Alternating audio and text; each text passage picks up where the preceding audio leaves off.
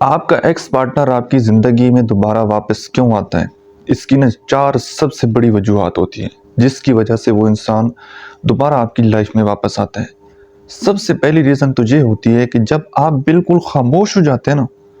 اور اپنی زندگی میں خوش رہنا شروع کر دیتے ہیں، خاموشی سے جناب آپ اپنی زندگی کو انجوائے کرنا شروع کر دیتے ہیں، اس وقت جب وہ انسان آپ کو خوش دیکھتا ہے یا آپ کی طرف سے اس کو ایک خوشی والی وائبس جاتی ہیں اور آپ اپنی زندگی میں آگے بڑھ رہے ہوتے ہیں، تو وہ انسان دوبارہ آپ کی زندگی میں واپس آتا ہے۔ دوسری سب سے بڑی ریزن یہ ہوتی ہے کہ دوسرے انسان کو پچھتاوا ہوتا ہے،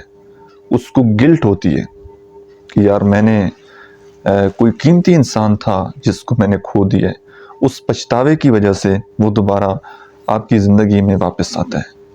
اور تیسری ریزن یہ ہوتی ہے جب وہ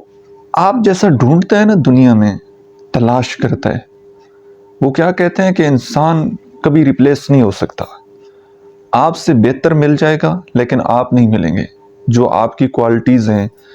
جتنی آپ نے اس انسان کو محبت دی، جتنا آپ نے اس انسان کو انڈرسٹینڈ کیا، جب ڈھونڈتا ہے اور ڈھونڈنے میں اس کو کچھ حاصل نہیں ہوتا، پھر وہ آپ کی زندگی میں واپس آتا ہے۔ کیونکہ جب وہ چھوڑ کر جا رہا ہوتا ہے نا، اس وقت اس کو بڑا مان ہوتا ہے کہ تمہارے جیسے ہزاروں مل جائیں گے، لیکن جب ڈھونڈتا ہے ریئلٹی سے اس کا واسطہ پڑتا ہے، جب کچھ نہیں ملتا تو پھر دوبارہ